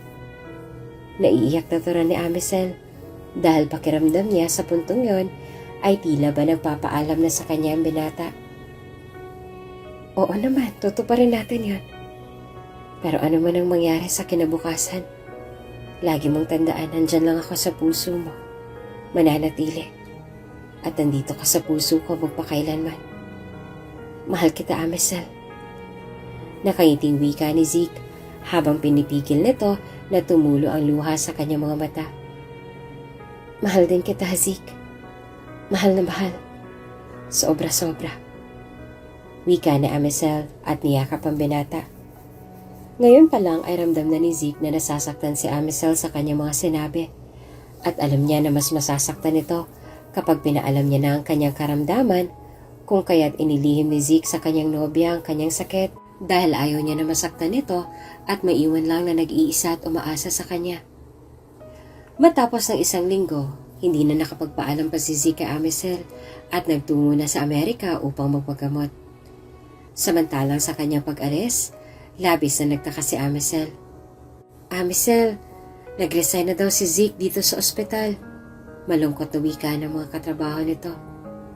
Natahimik naman si Amisel at saka pilit na ngumiti. Baka umuwi na sa kanila. Sige, salamat. Wika ni Amisel. Sigurado ka ba na aalis ka na dito? Tsaka paano kung hanapin ka ni Zeke? Ano sasabihin ko? Tanong ng katrabaho ni Amisel. Alam niya naman kung nasa ng bahay ko. Wika ni Amisel at umalis na. Pag-uwi nito ay labis na napahagulgol si Amisel dahil sa puntong yon ay 1 buwan na hindi nagpaparamdam sa kanya si Zeke. Pakiramdam niya ay may mali sa mga nangyayari. Napahawak sa kanyang tiyan si Amisel dahil nagdadalang tao na ito. Sa paglipas ng mga araw at buwan, ay nawala na ng pag-asa pa si Amisel na muling makikita si Zeke. Nagalit ito sa binata dahil pakiramdam niya ay pinaglaruan lamang siya nito at pinaasa sa mga pangako na kailanman ay hindi na matutupad.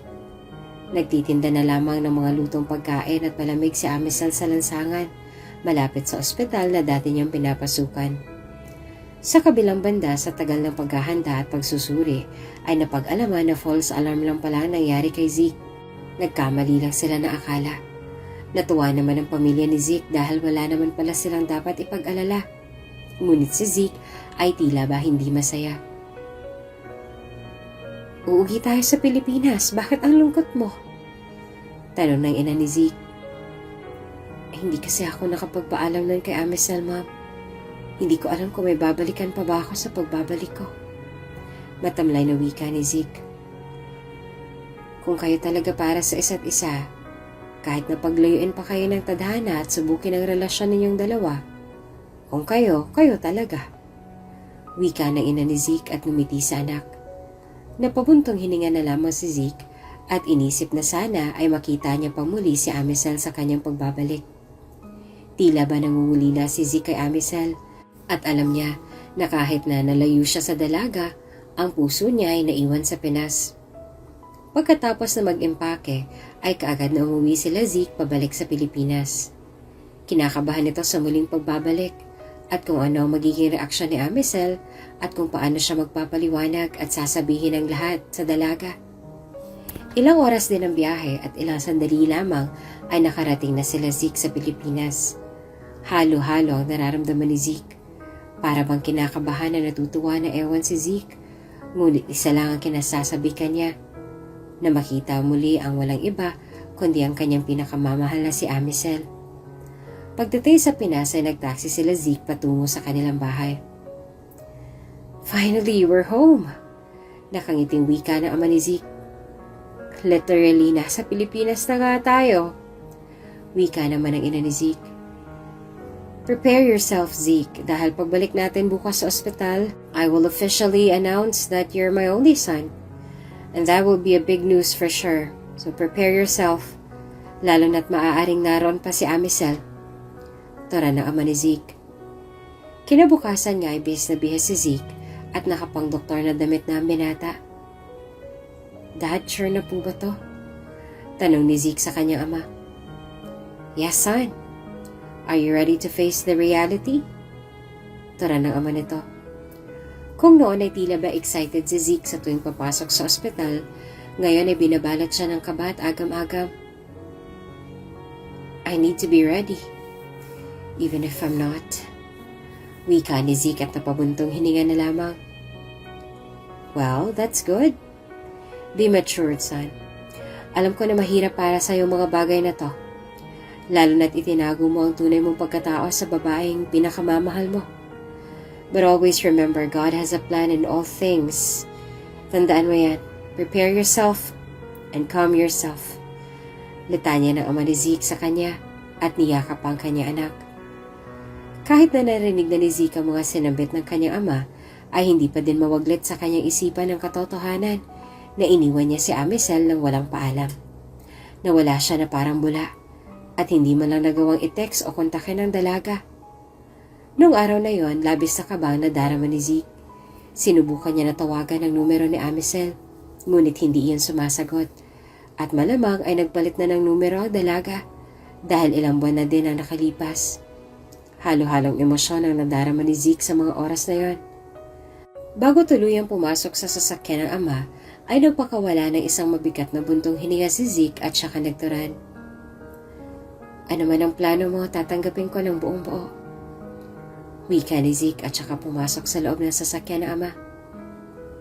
"Handa ka na ba na harapin sila?" Tanong ng ama nito na bumasag sa katahimikan na bumabalot sa kanila sa loob ng sasakyan. "I don't know, Dad, pero siguro, oo. Namiss ko din ang mga katrabaho ko. Pero panigurado magugulat sila to see me wearing this suit. Pero mas ikinababahala ko, kinakaba ko kung ano magiging reaksyon ni Amisel. Panigurado baka galit yun sa akin dahil matagal din ako na nawala. Hindi pa ako nakapagpaalam sa kanya." Wika ni Zeke sa kanyang ama. "Alam ko na mabuting tao si Amisel dahil nakita ko iyon noon. Siguro galit nga siya sa'yo dahil nga iniwan mo siya ng walang paalam. Pero kung maririnig niya ang paliwanag mo, panigurado maintindihan ka niya. Lalo't hindi mo naman sinasadyang nangyari. At kung magkagalit naman siya dahil sa pagtatago mo sa kanya ng totoo patungkol sa pagkatao mo, I am willing to explain to her. Lahat naman ng bagay na nagkakaproblema ay may solusyon.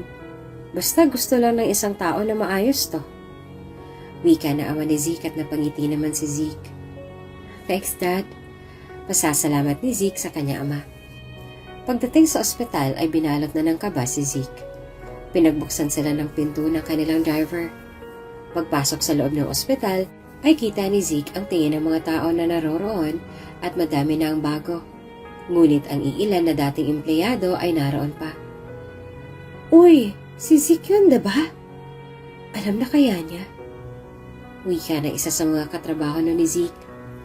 Kaagad na napukaw ang pansin ni Zeke at nalapit na sana nang bigla siyang hatakin ng kanyang ama patungo sa stage upang ipakilala. Listen everyone, I know it's been a long time since I went to America together with my family. Alam ko na madami nang nagbago at madami na din na bago at nawala. Gusto kong ipakilala sa inyo ang nag-iisa kong anak at tagapagmana na si Ezekiel Villamor, na mas kilala ng iba bilang si Zeke Valdez, na isang janitor. Alam ko na para bang ang hirap paniwalaan ng lahat, lalo na sa mga naging malapit sa anak ko. Pero huwag kayong magalit sa kanya dahil lahat ng yon ay ideya ko. Wika ng ama ni Zeke. So anak siya ng may-ari ng ospital? OMG! I can't believe it! Alam na kaya niyang tungkol kay Amisel? Bulong ng isa sa mga ito at hindi naman narinig ni Zeke dahil malayo ito sa kanya. Gusto ko na matutunan ni Zeke na makisalamuha sa mga empleyado at mapag-aralan niya kung paano i-handle ang aming ospital. Bilang ama, gusto ko na ang aking anak ay sumunod sa yapak ko. Ngunit alam ko din na bawat tao ay may kanya-kanyang pagkatao. Pero masaya ako dahil napagtagumpayan ni Zeke ang lahat. Madaming nangyari at kung ikukwento ko lahat ay baka abutin tayo hanggang bukas. Again, Ezekiel, o mas kilala bilang Zeke, is my only son. Taran nito at nagpalakpakan naman ang lahat. Matapos ang pagsasalita na yun ng ama, ay hinanap ni Zeke si Amisel sa tumpok ng mga empleyado. Ngunit ni anino ni Amisel ay hindi niya nakita.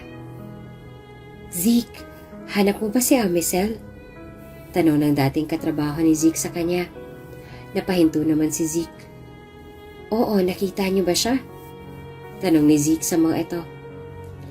Matagal nang wala dito si Amisel. Siguro simula nung nawala ka, nag-resign na din siya. Kasi nasaktan niyo ng sobra nung bigla ka na lang nawala na parang bula. Paliwanag ni Giselle, isa sa pinakamalapit kay Amisel. Alam niyo bang number niya? Doon pa din ba siya nakatira? Tanong ni Zeke sa mga ito. Wala na kaming balita kay Amisel eh. Hindi na din namin alam kung nasan nga ba siya. Tanungin mo na lang kaya yung mga kapitbahay niya. Baka sila may alam. Wika ng mga ito. Napatango na lamang si Zeke dahil hindi niya alam kung paano hahanapin ang dalaga at kung paano ito haharapin. Sa mismong araw na yon ay tinungo ni Zeke ang dating tirahan ni Amisel. Ngunit malaki na ang pinagbago ng lugar at wala na din nakakakilala sa dalaga doon. Para bang nawala na ng pag-asa si Zeke na muli niya makikita ang mahal niyang nobya. Matapos nun ay inisip na lamang ni Zeke na kung kalooban siya ng Diyos na pagtagpuin sila nito. Isang umaga habang naka-duty si Zeke sa ospital ay bigla na lamang nagkaroon ng emergency sa may pasyente na manganganak dahil pumutok na ang panubigan nito at nilabasan na din ang dugo. Ayoko nga sabi dito eh, bakit ba ang kulit-kulit niyo? Sigaw ng pamilyar na boses. Pero ma'am, kailangan na po mailabas mo si baby dahil ikakapahamak niyo po yun pareho. Pagpapaliwanag ng mga nurse sa dalaga at kaagad na ipinasok sa operating room kahit na nagpoprotesta pa ito. Anong mayroon doon? Ba't nagpupumiglas yung pasyente? Tanong ni Zeke sa isang nurse. Yung babae po kasi na nagtitinda malapit dito sa ospital, pumutok ng panubigan, tsaka dinudugo na, manganganak na nga po eh. Pero ewan po ba dahil ayaw daw niya manganak dito sa ospital natin? Paliwanag ng nurse. Sinong doktor na magpapaanak sa kanya? Takang tanong ni Zeke. Yun na nga, Dok, eh, wala pang available.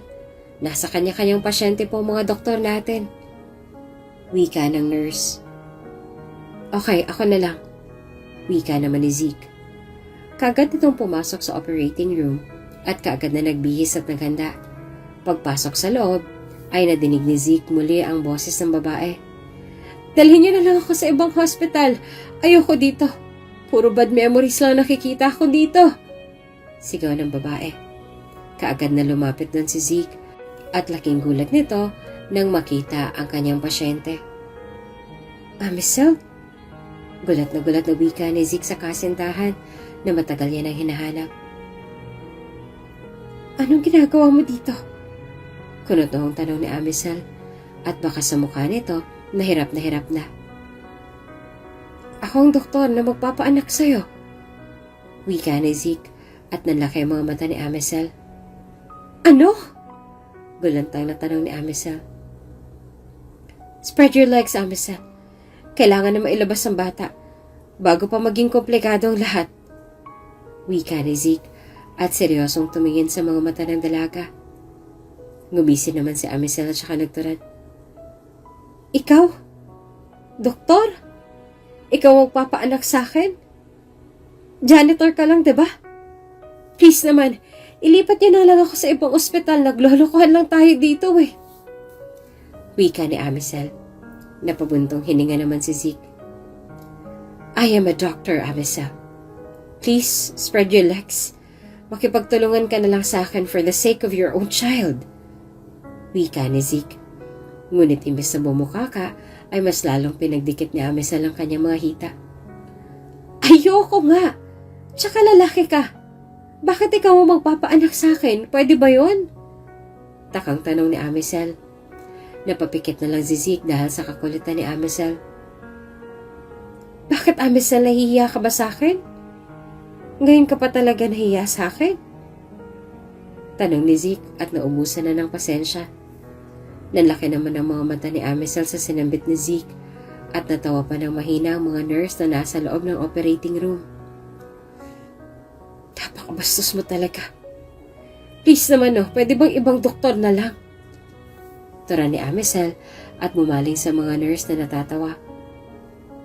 Wala nang iba, Amisel. Ako lang ang available dahil nasa iba't ibang operation ng mga doktor. So please cooperate with me para matapos na to. Wika ni Zeke. Nagtalo pang dalawa. Ayoko nga, diba? Wika ni Amisel at inipit palalo ang kanyang pagkababae. Ibubuka mo yan o ako mismo magbubuka? Gusto mo pa atang akong bumuka niyan eh. Kahit buntis ka't manganganak ka, papasukin ko talaga yan. Wika ni Zeke at natawa lalo ang mga nurse. Natahimik si Amisel at namula dahil sa sinambit ni Zeke. Ang bastos mo talaga kahit kailan. Sigaw ni Amisel kay Zeke at tatayo na sana nang biglang nanakit ang tiyan nito. Sige na, Amisel, for the sake of your child. Makipagtulungan ka na lang. Oo na, eto na. Wika ni Amisel at ibinuka na ang kanyang hita. Umira ito at sa tulong ni Zeke ay naging successful ang panganganak ni Amisel. Pagkabuhat ni Zeke sa sanggol ay tila pa may naramdaman siyang kakaiba. Nang matapos ang panganganak ni Amisel ay dinala na muna sa nursery room ang sanggol at inilipat naman ni Amisel sa ward at nakatulog ito. Makalipas ang ilang oras ay dinalaw ni Zeke si Amisel para na din makausap ang dalaga. Amisel! Tawag ni Zeke sa dalaga na nakangiti habang hawak-hawak ang kanyang sanggol. Anong ginagawa mo dito? Masungit na tanong ni Amisel kay Zeke. Sinong ama ng batang yan? Ako ba ang ama niya? Tanong ni Zeke kay Amisel. Natahimik naman si Amisel at tila ba maiiyak. Bakit mo tinatanong? Wala ka namang pakialam sa akin, diba? Umalis ka nga nang walang paalam. Tapos ngayon, makikita kita na doktor? Anong iisipin ko? Siyempre galit ako sa'yo, Zeke. Kasi umalis ka nang walang paalam. Samantalang ako naghintay sa'yo. Kahit walang kasiguraduhan kung babalik ka pa. Lumuluhang wika ni Amisel sa binata. Kaagad na lumapit si Zeke kay Amisel at lumuhod. Alam ko na malaking kasalanan ko sa'yo dahil hindi mo lang ako nagpaalam sa'yo. Pero kasi Amisel, ayoko na umasa ka sa pagbabalik ko. Lalo na't wala namang kasiguraduhan. Noong mga panahon na madalas akong mahilo, nalaman ko na may tumor ako sa utak. Natakot ako na iwanan ka ng mag-isa. Kaya hindi ko sinabi sa'yo dahil ayoko na maiwanan ka na nag-iisa. Pero pagdating sa Amerika habang naghahanda ako sa operasyon, nalaman namin na false alarm lang pala nangyari. Wala talaga akong tumor sa utak. At nagkamali lang si Dad kaya agad na bumalik kami pero wala ka na. Wika ni Zeke sa dalaga. Bakit doktor ka na dito sa ospital? At ano yung narinig ko na anak ka ng may-ari nito? Tanong pa ni Amisel. Tama yun. Pero Amisel, maniwala ka. Lahat ng ipinakita ko sa iyo, lahat yun totoo. Kinailangan ko lang na gawin yun para matuto. Hindi ko naman inaakala na makilala kita. Pagpapaliwanag ni Zeke. Naiyak lamang si Amisel dahil pakiramdam niya ay ang tanga-tanga niya dahil nagalit ito sa binata. Ang tanga ko. Pero sana sinabi mo na lang sa akin. Wika ni Amisel. Sana nga ganun na lang ang ginawa ko nun pero naunahan ako ng takot eh. Ngayon sagutin mo ako, Amisel. Ako bang ama ng batang isinilang mo? Tanong ni Zeke sa dalaga. Oo, Zeke. Anak natin siya. Wika ni Amisel. Talaga? Tatay na ako. Maligayang wika ni Zeke at niyakap si Amisel.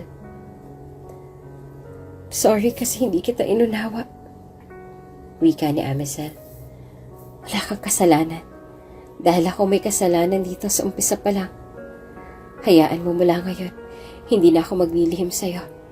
At hindi na ako mawawala sa tabi mo at ng anak natin. Masayang wika ni Zeke kay Amisel. No more secrets. Wika ni Amisel. Tumango naman si Zeke. No more secrets and no more lies. Wika ni Zeke at nagyakapan ng dalawa. Nangako si Zeke na aalagaan si Amisel at ang kanilang anak.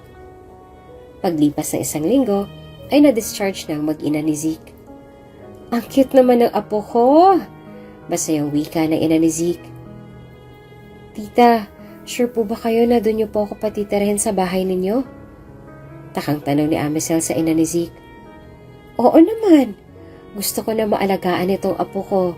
At saka noon pa nabanggit sa akin ni Zeke na may pangarap ka na maging guro. Tuparin mo yon, kaming bahala sa'yo. Wika ng ama ni Zeke. Labis na natuwa si Amisel nang malaman iyon. Nanirahan sina Amisel at Zeke sa poder ng ina at ama ni Zeke. Paglipas ng ilang taon, ay naging ganap na na guro si Amisel. At sa pagdaan ng 2 taon, ay nagpa siyang dalawa na tuparin ang pangarap nila. At doon na sila nagpakasal sa simbahan. OMG, Amy, ikaw na ba yan? Gulantang na tanong ni Amisel sa dating kaibigan na si Amy. Nagkaroon ng bridal shower si Amisel bago ang kasal nila Zeke. At lahat ng kamag-anak nila, Zeke, ay naroon. OMG, Amisel girl, ikaw na ba yan? Small world, ikaw pala yung Amisel na pagkakasalan ng pinsan ko. Nakangiting wika ni Amy. Magpinsan kayo? Takang tanong ni Amisel. Oo, pero siguro hindi alam ni Zeke kasi magulong parents ko. Anyway, congratulations sa'yo. Masayang wika ni Amy kay Amisel. Matapos ang gabing yon, kinabukasan ay ang kasal na nila Amisel. Dahan-dahan na naglakad si Amisel sa harap ng altar habang nakangiti. Dahil wala nang magulang si Amisel, ang ama ni Amy ang naghatid sa kanya sa altar. Nag-umpisa ng seremonya at ngayon ay nakangiti na si Amisel habang nakatingin kay Zeke. My dreams at night are reflections of joyous times we have spent together and adventures that awaits. I have never been more certain of a decision than wanting to spend the rest of my life with you. When I look in your eyes, I am reminded how lucky I am. Sometimes I like to watch you just go about your normal activities and reflect on the joy you bring to my life. I am a better person with you in my life. I am excited about what life path holds with you sitting shotgun. Words can't describe the amount of joy you bring to my life. I love and cherish you, secure in the knowledge that you are my best friend, my dearest, my kind and adoring husband. Making you smile is the biggest accomplishment of my life.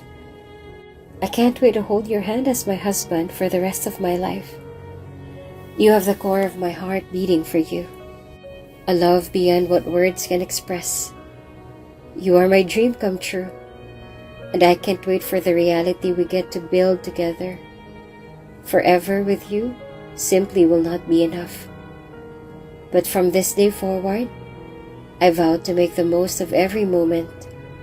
With this ring, I promise that you'll never have to face the world alone. You are my guide to love, my every wish, and the person I want to grow old with. Matamis na wika ni Amicel sa kanyang mensahe para kay Zeke. Labis ang sayang nadarama ni Amicel habang isinusuot ng singsing sa daliri ni Zeke. Lahat ng bisita ay napaiyak na lamang habang pinapanood ang dalawa.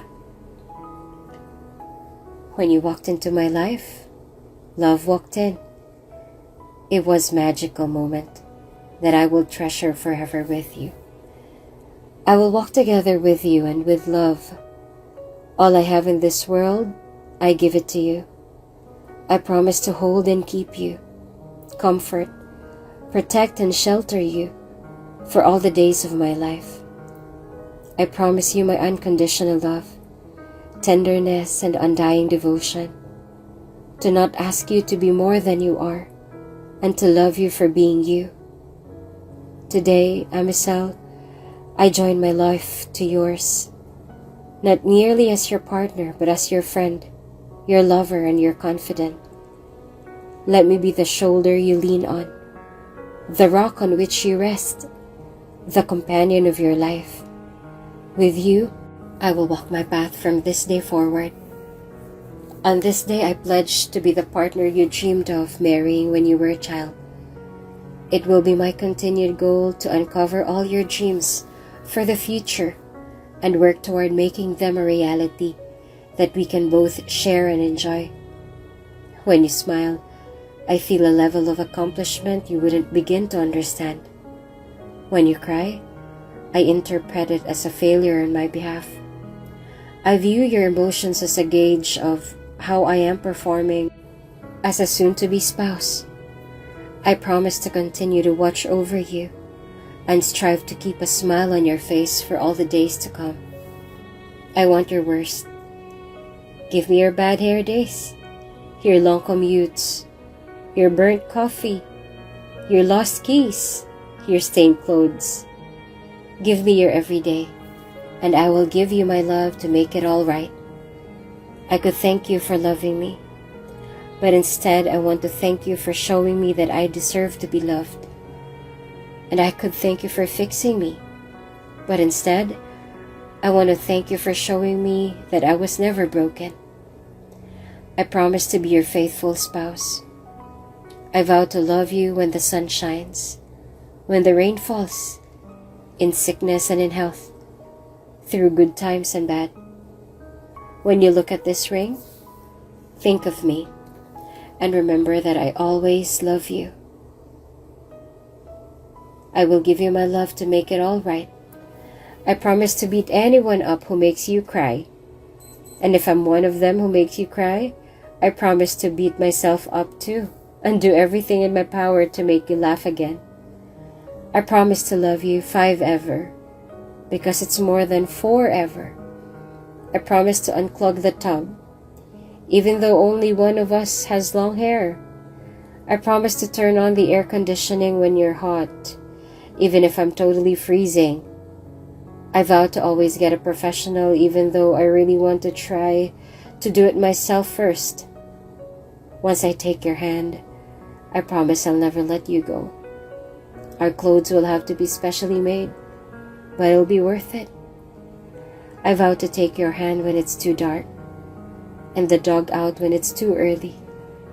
I vow not to continue watching Netflix series we started together without you, or at least pretend it's the first time I've watched it when we watch it again.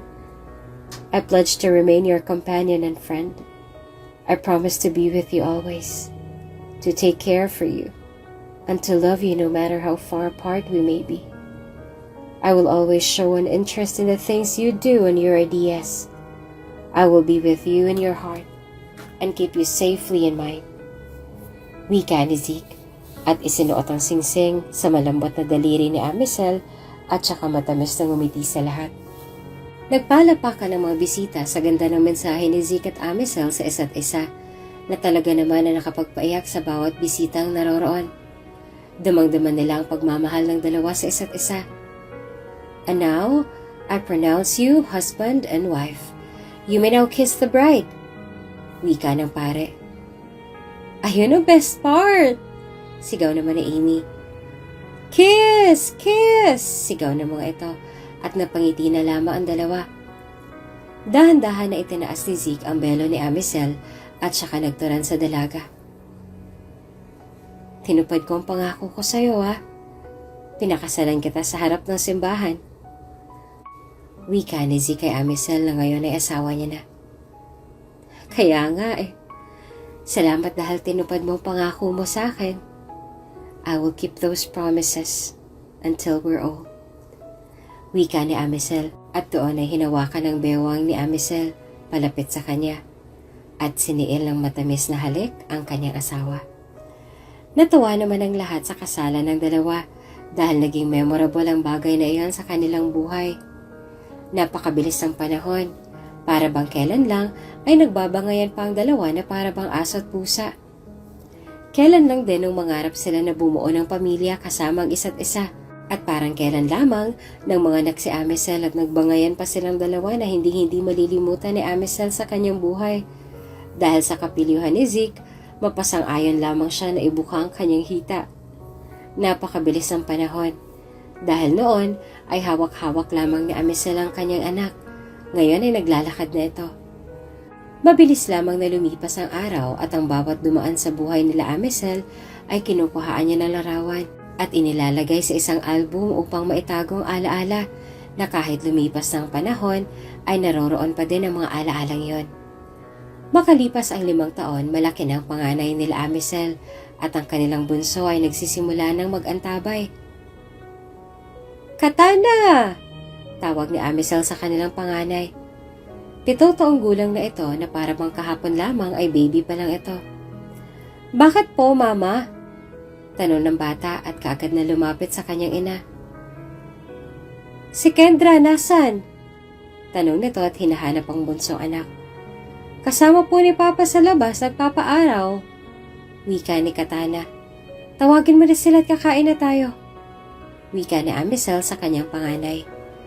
Kagad na lumabas si Katana at tinawag ang kanyang ama. Papa, kain na daw po!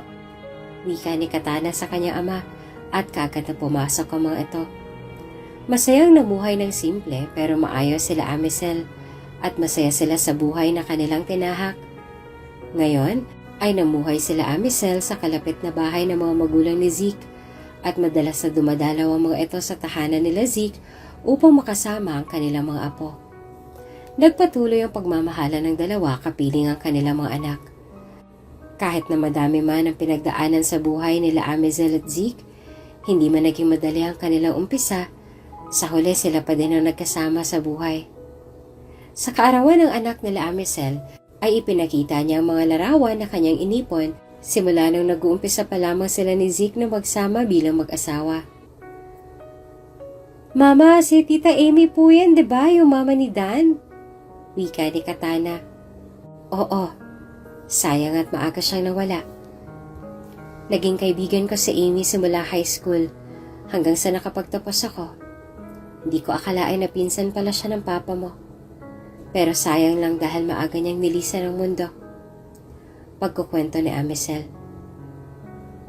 Mama, pwede ko po bang mahingi yan kasi hindi na po tanda ni Dan ang mukha ng mama niya?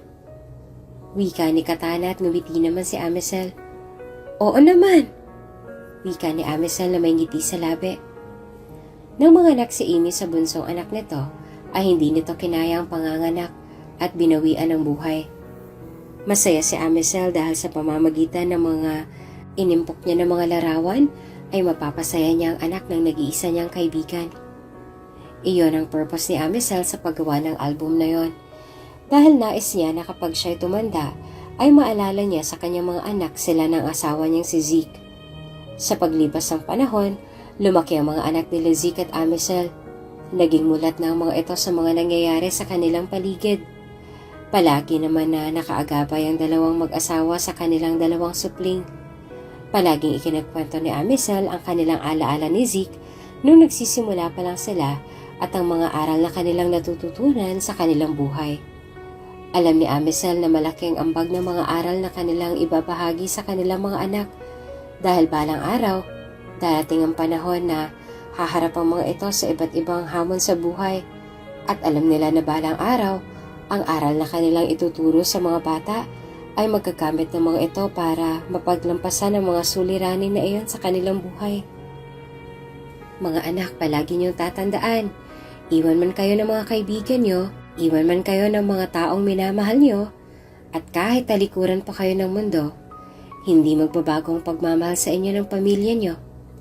Palagi kaming nandito para sa inyo. Mananatili at handang umalalay sa oras ng pangangailangan. Ano man ang dumating na sigalot sa inyong buhay, ito ang pakakatandaan niyo. Nabubuhay tayo, hindi para bumitaw at bumigay, kundi para lumaban at matuto. Mensahe ni Amisel sa kanyang mga anak. Tama ang mama ninyo. Wika ni Zeke at nagyakapan ng pamilya. Minsan ang buhay parang roller coaster. Dadaling ka sa pinakamasasaya at pinakanakakatakot na parte ng iyong buhay. Hindi naman kasi diretso ang daan sa buhay dahil may parte ng buhay na masaya at may parte din na malungkot ka. Hindi importante ang sobrang dami ng pera. Ang importante ay may masayang pamilya. Kahit kailanman hindi matutumbasan ng anumang halaga ang pamilyang meron ka. Kompleto man o hindi, dapat lang napahalagahan. Ang pamilya parang buwan lang yan. Hindi mo minsan nakikita, pero alam mong nandyan lang yan. Na sa oras na iyong pangangailangan ay handang tumulong at umalalay. Kung bago ka pa lang sa channel na ito, mga kwento ni Ate Jane, istorya mo, ikwento ko, huwag kalimutang pindutin ang notification bell at subscribe button.